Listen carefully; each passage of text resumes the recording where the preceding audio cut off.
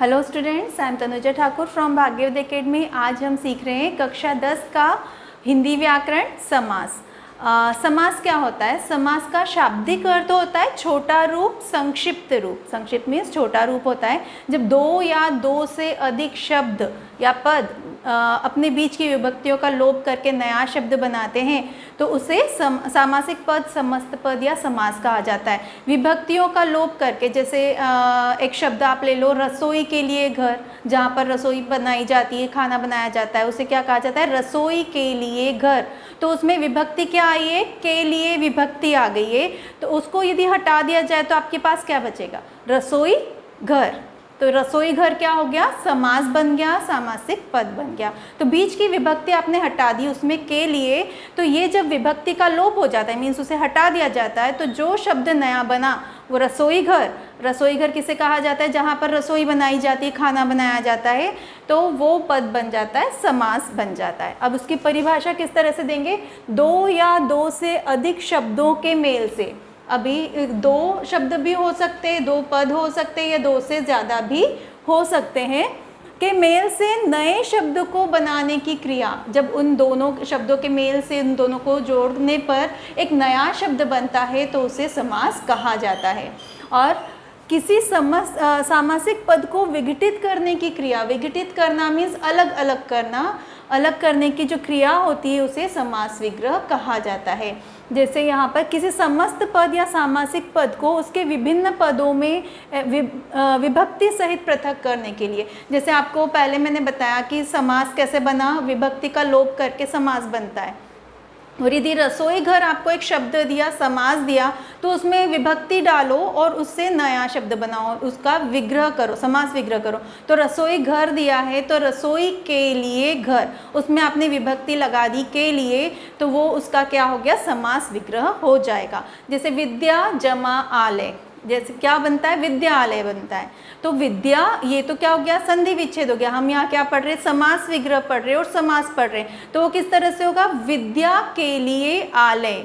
आलय मीन्स होता है घर और विद्या मीन्स क्या होता है? ज्ञान, नॉलेज। ठीक है, तो विद्या के लिए जो घर होता है उसे हम क्या कहते हैं? विद्यालय कहते हैं। तो जब हम विद्या के लिए आलय, के लिए लगाएंगे तो क्या हो जाएगा? विभक्ति आ जाएगी उसमें। तो विद्या के लिए आलय समास विग्रह हो गया, और विद्यालय क्या हो गया? समास हो गया। ठीक है, विद्या, विद्यालय, विद्या के लिए आलय। यहाँ पर के लिए क्या है? विभक्ति चिन्ह है। तो यहाँ पर ये के लिए यदि लगाया तो ये क्या हो गया? समास विग्रह हो गया, और ये विद्यालय क्या बन गया? समास बन गया। उसी तरह माता पिता, माता और पिता, यहाँ पर और शब्द जोड़ दिया तो ये क्या है? समास विग्रह है, और ये समास बन गया माता पिता। आगे, जिन दो शब्दों के मेल से समस्त पद बनता है। अभी यहाँ पर दो शब्द बन रहे, विद्या और आलय, दो शब्द हैं, दो पद है विद्यालय शब्द में, उन दोनों को मिलाकर क्या बना है? विद्यालय बना है। तो जिन शब्दों के मेल से समस्त पद बनता है, मीन्स समास बनता है, उसमें पहला पद पूर्व पद कहलाता है और दूसरा उत्तर पद। पूर्व पद जो पहले आता है उसे पूर्व कहा जाता है, और जो उत्तर मीन्स जो बाद में आता है उसे उत्तर पद कहा जाता है। अभी समास 6 प्रकार के होते हैं। अव्ययी भाव समास, तत्पुरुष समास, कर्मधारय, द्वंद्व समास, बहुव्रीहि समास और द्विगु समास। इनका आगे हम एक एक करके इनके डेफिनेशन देखेंगे, और उसमें क्या ध्यान देने योग्य बातें हैं कि किस तरह से आप पहचानोगे कि कौन सा समास है, और उसमें किस तरह से हम उदाहरण दे सकते हैं, या कुछ वर्ड आए तो आप किस तरह से उसे पहचानोगे, ये हम एक एक करके आगे देखेंगे। समास का पहला प्रकार है अव्ययी भाव समास। जिस समास में पहला पद प्रधान होता है और समस्त पद अव्यय का काम करता है उसे अव्ययी भाव समास कहा जाता है। अभी इसे आप किस तरह से पहचानेंगे और उसमें क्या ध्यान देंगे आप? इसमें पहला पद प्रधान होता है, मीन्स जो दूसरा पद होता है फर्स्ट पर डिपेंड होता है। पहला पद या पूरा पद अव्यय होता है। अव्यय मीन्स जिस शब्द का लिंग, वचन, कारक या काल के अनुसार कोई परिवर्तन नहीं होता, एज इट इज़ रहता है, उसे अव्यय कहा जाता है। तो जो पद, पहला पद किस तरह होना चाहिए, अव्यय होना चाहिए, उसमें कुछ लिंग वचन कारक या काल के अनुसार कुछ भी उसमें चेंज नहीं होना चाहिए, वो क्या हो जाएगा, अव्ययी भाव समास होगा। देन यदि एक शब्द की पुनरावृत्ति हो, बार बार आए, पुनरावृत्ति होना मीन्स बार बार आना, और दोनों शब्द मिलकर अव्यय की तरह प्रयुक्त हो, मतलब उसमें चेंज नहीं होना चाहिए, तो वो अव्ययी भाव समास होता है। किस तरह होगा, यथावधि, यथावधि मीन्स अवधि के अनुसार, अवधि मीन्स समय, समय के अनुसार। तो यथा पहला पद हुआ, अवधि दूसरा पद हुआ, यथा अवधि। तो हम यथा में चेंज कर सकते क्या, नहीं, लिंग वचन कारक काल के अनुसार ये पूरा शब्द जो यथा शब्द है, पहला पद है, पूर्व पद है, वो चेंज नहीं होगा। और अवधि के अनुसार, मतलब यथा अवधि, यथा यदि हटा दिया तो उसका मीनिंग होगा क्या, अवधि का, नहीं, अवधि के अनुसार। तो यहाँ पर पहला पद प्रधान पद है यथा अवधि में। आजन्म, आ जन्म मीन्स जन्म पर्यंत, पूरा जीवन भर। तो आजन्म शब्द जो है उसमें पहला पद प्रधान हुआ, आजन्म मीन्स पर्यंत, जीवन पर्यंत उन्होंने कहा है। तो ये इसमें भी चेंज होगा क्या, आ का, नहीं होगा। वचन लिंग कारक वो उसमें कुछ भी चेंज नहीं होगा।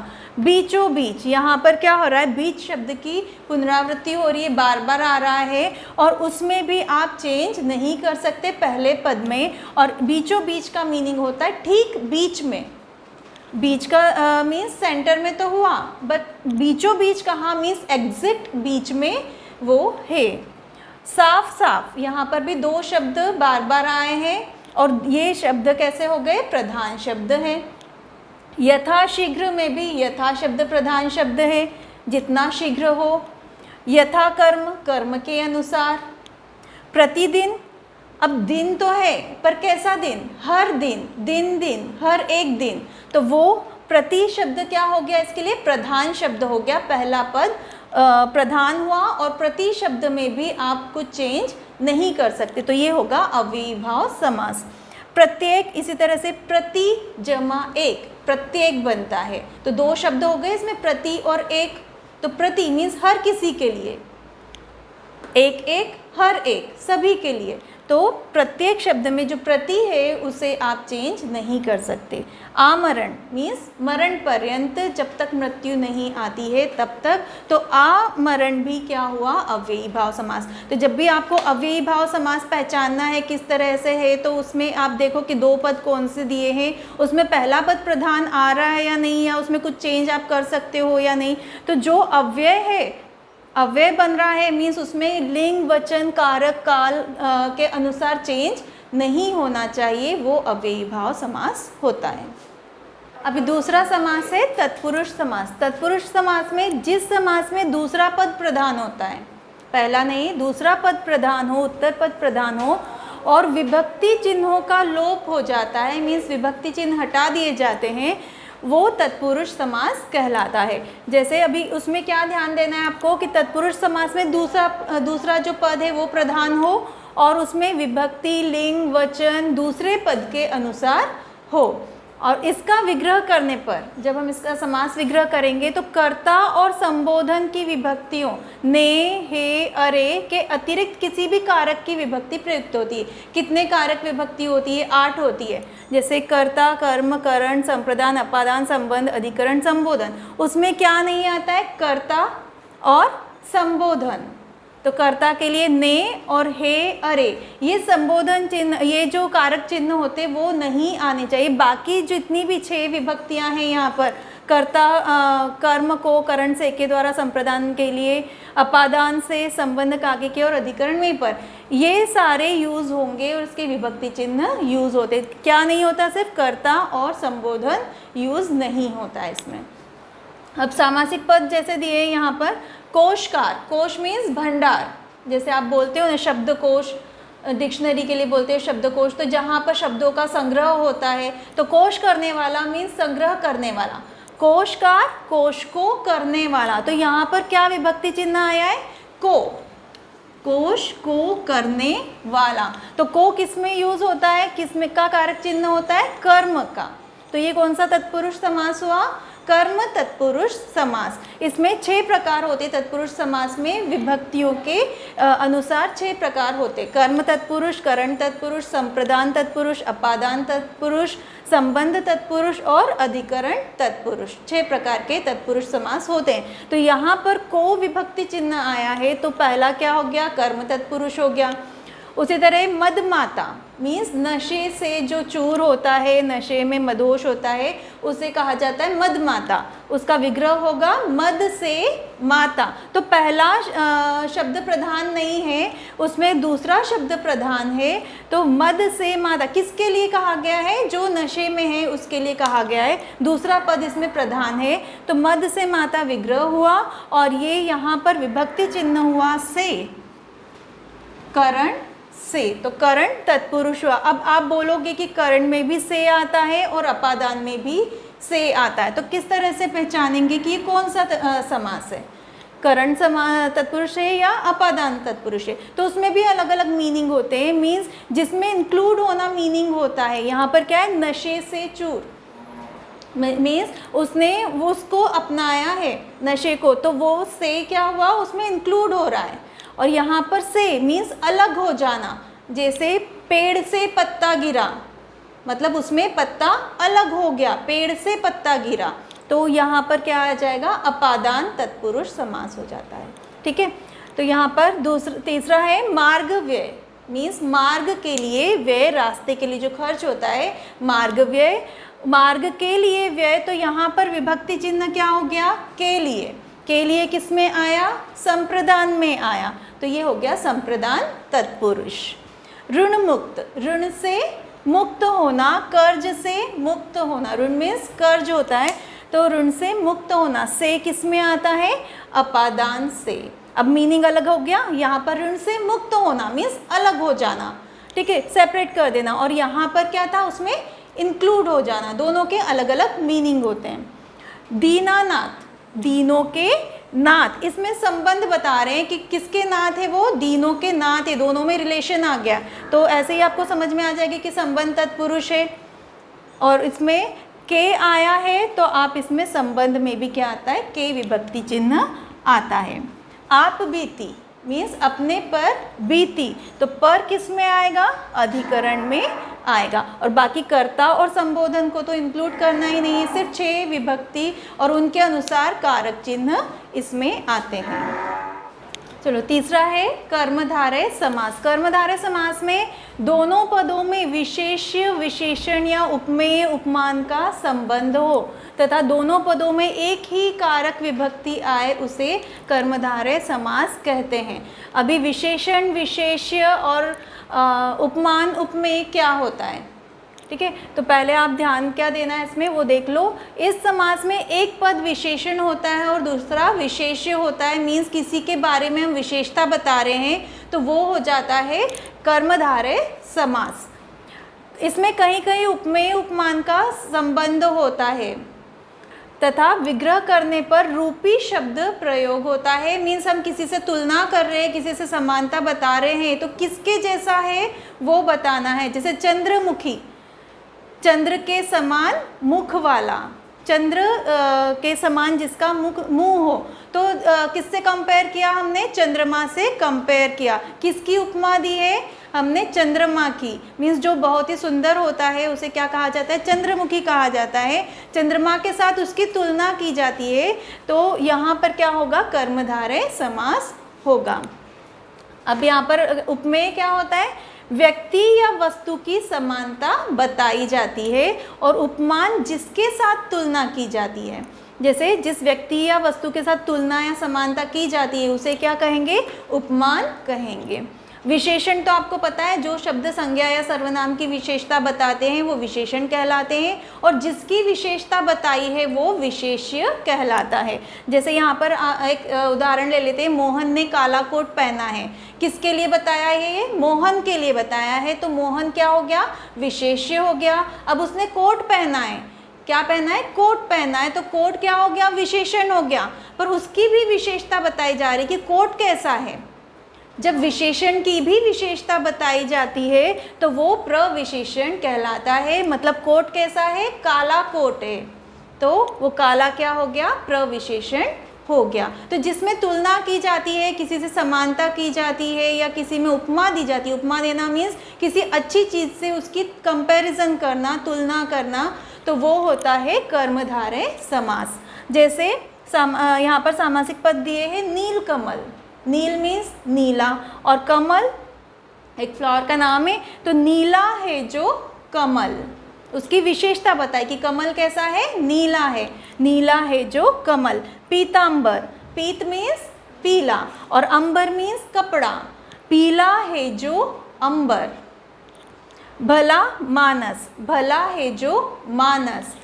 गुरुदेव कैसा, गुरु रूपी देव, उसे गुरुदेव कहा जाता है। अब यहाँ पर रूपी जो यहाँ पर रूपी शब्द प्रयुक्त होता है जब भी समानता बताई जाती है, तो किसके जैसा किसके रूप में बताया है, तो रूपी शब्द यहाँ पर प्रयोग किया जाता है। लोह पुरुष, लोह के समान, लोह के समान मीन्स क्या, कंपैरिजन कर रहे, जो बहुत ही ज़्यादा ताकतवर हो, शक्तिशाली हो, उसके लिए क्या कहा जाता है, लोह पुरुष कहा जाता है। ऐसा नहीं है कि बिल्कुल आयरन से बना हुआ आयरन मैन होगा वो। लोह पुरुष मीन्स लोह के समान पुरुष। लाल मिर्च, लाल है जो मिर्च मीन्स उसकी विशेषता बताई जा रही है, तो जिसमें विशेषण विशेष्य हो, उपमेय उपमान हो, वो क्या हो जाते हैं, वो शब्द कर्मधारय समास कहलाते हैं। अगला समास है बहुव्रीहि समास। अन्य पद प्रधान समास को बहुव्रीहि समास कहते हैं। पहले हमने क्या देखा, अव्ययी भाव में पहला पद प्रधान होता है, तत्पुरुष में दूसरा प्रधान होता है। अभी यहाँ बहुव्रीहि समास में अन्य पद प्रधान होता है, मीन्स वो दोनों पद प्रधान नहीं होते हैं, कोई दूसरा ही पद प्रधान होता है, मीन्स उसका अलग ही मीनिंग निकलता है। इसमें दोनों पद किसी अन्य अर्थ को व्यक्त करते हैं और वे किसी अन्य संज्ञा के विशेषण की तरह कार्य करते हैं। मीन्स जो दोनों पद को आप यदि ज्वाइन करोगे, जोड़ोगे, तो उससे जो शब्द बना उसका एक अलग ही मीनिंग, तीसरा मीनिंग निकलता है और वो किसी संज्ञा की तरफ इशारा करते हैं। मीन्स किसी संज्ञा शब्द की तरफ, जैसे यहाँ पर लिखे हैं संज्ञा शब्द, उसकी तरफ व्यक्त होते हैं। इसमें क्या ध्यान देने योग्य है कि इस समास में कोई पद प्रधान नहीं है।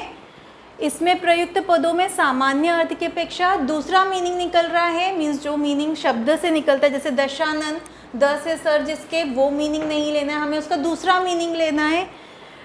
इसका विग्रह करने पर कौन कौन से शब्द आते हैं विग्रह करने में, वाला, जो, जिसका, जिसकी, जिसके, वह, ये शब्द आते हैं, तो वो क्या हो जाएगा, बहुव्रीहि समास हो जाएगा। जैसे पहला है दशानन, दशानन, दश मीन्स 10, 10 और आनंद मीन्स मुंह, मुंह को आनंद कहा जाता है। तो जिसके 10 सर हो, 10 आनंद हो, 10 है आनंद जिसके, तो यहाँ पर कौन सा शब्द आया, जिसके।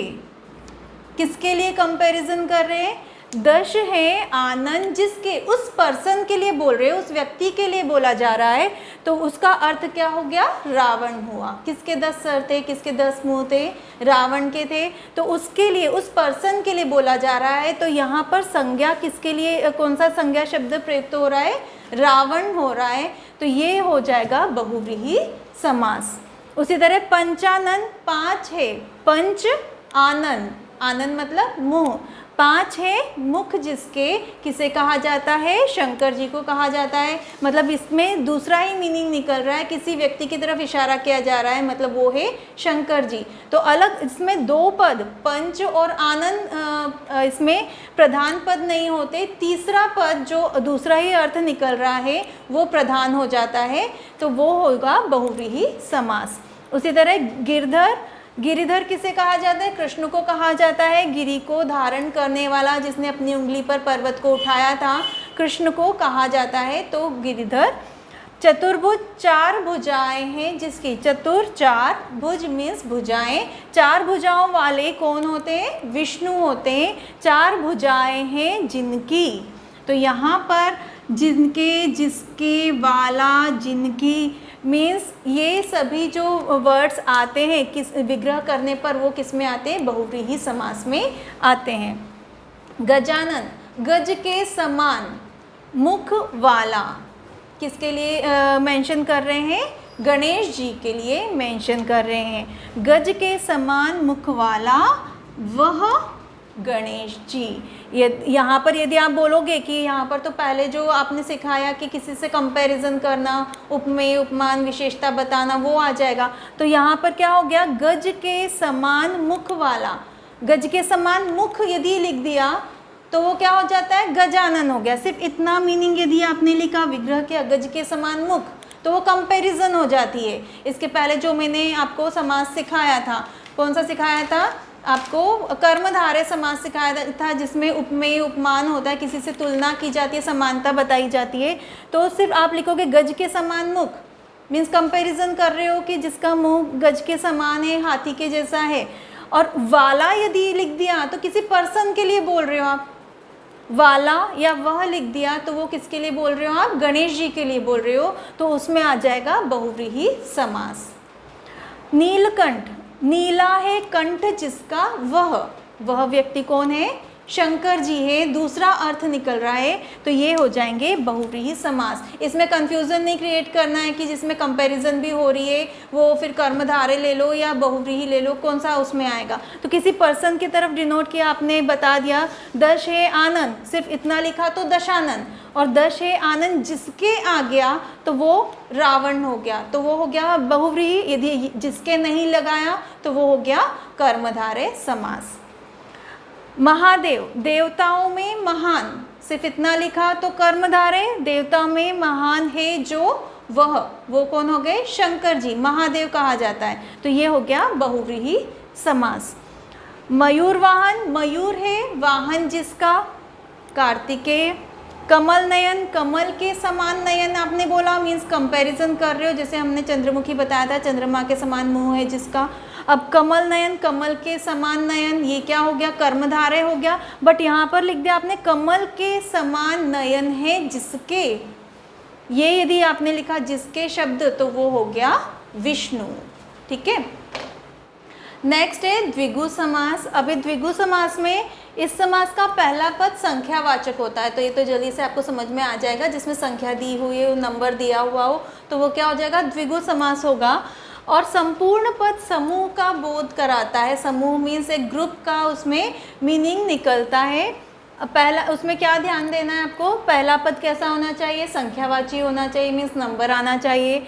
फिर इस समास में जो संख्या है किसी समूह का, जो ग्रुप है, जैसे पंचवटी है, 5 वृक्षों का समूह है, मीन्स ग्रुप बन रहा है, इस तरह समूह का बोध कराती है, अन्य अर्थ का नहीं, मीन्स उसका दूसरा मीनिंग कुछ भी नहीं निकलेगा। जैसे पंचानन, दशानन, ये जो शब्द है उसमें भी क्या आती है? संख्या आती है। ठीक है। पंचानन में 5 है मुंह जिसके, दशानन 10 है सर जिसके, बट उसका क्या निकलता है?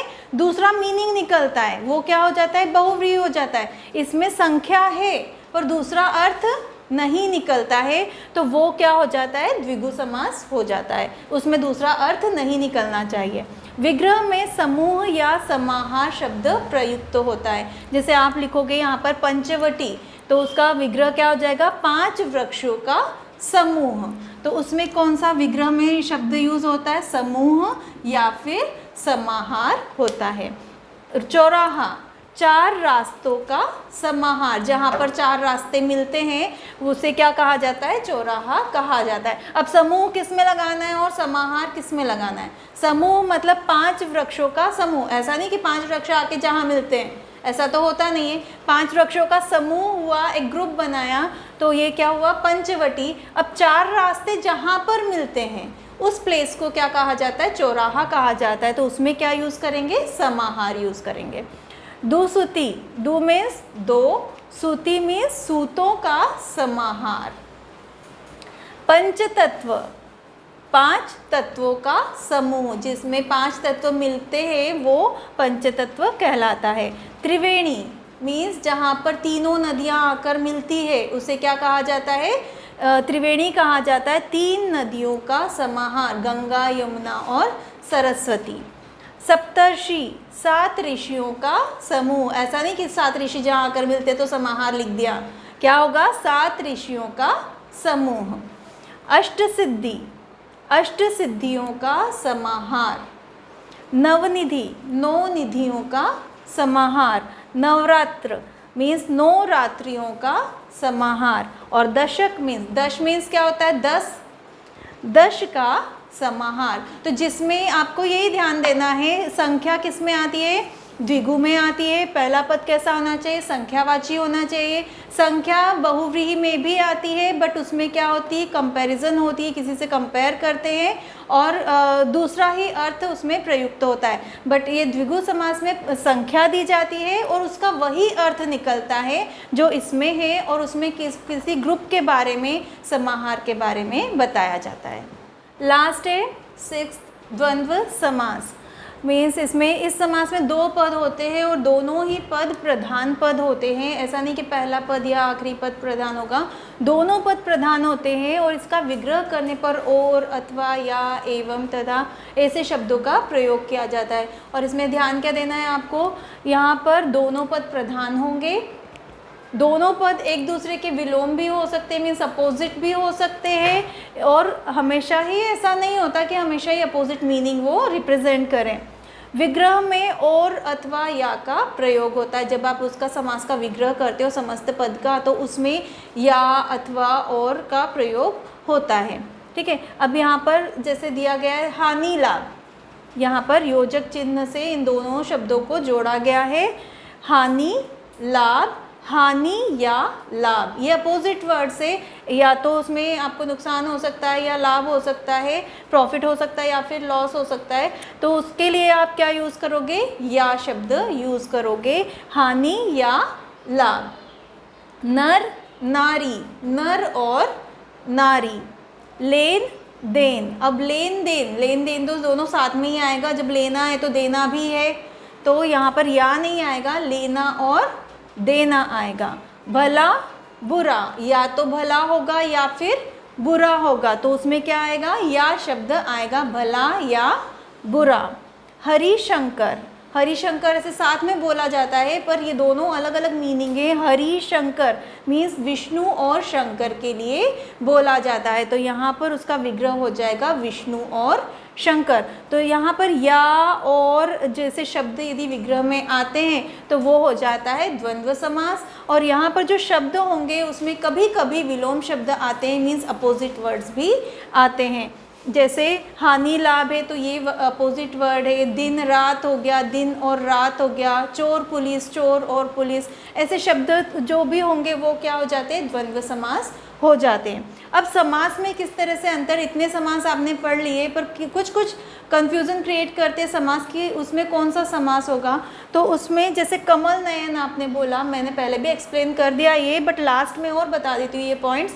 जैसे कमल नयन है तो आप यदि विग्रह करते हो कमल के समान नयन, सिर्फ आपने कंपैरिजन किया इसमें, जो वर्ड दिया है उसका मीनिंग कि कमल के समान नयन है तो उसे कमल नयन कहा जाता है, तो वो हो जाएगा कंपैरिजन के अकॉर्डिंग कर्मधारय समास। पर किसी व्यक्ति से कंपैरिजन कर दी, किसी के बारे में बता दिया कि कमल के समान नयन है जिसके, किसी पर्सन के लिए, यहाँ पर जिसके जोड़ दिया, किसी पर्सन के लिए आ गया, तो वो हो जाएगा बहुव्रीहि समास। क्योंकि बहुव्रीहि समास में जब आप कंपैरिजन करते हो तो तीसरा अर्थ निकलता है, ये दोनों शब्द प्रधान नहीं होते, अन्य शब्द प्रधान हो जाता है, अन्य पद प्रधान होता है, तो वो हो जाएगा बहुव्रीहि समास। उसी तरह तिरंगा, तिरंगा में 3 रंगों का समाहार, इसमें आपको संख्यावाची शब्द दिख रहा है पहला, मीन्स क्या हो जाएगा, द्विगु समास हो जाएगा।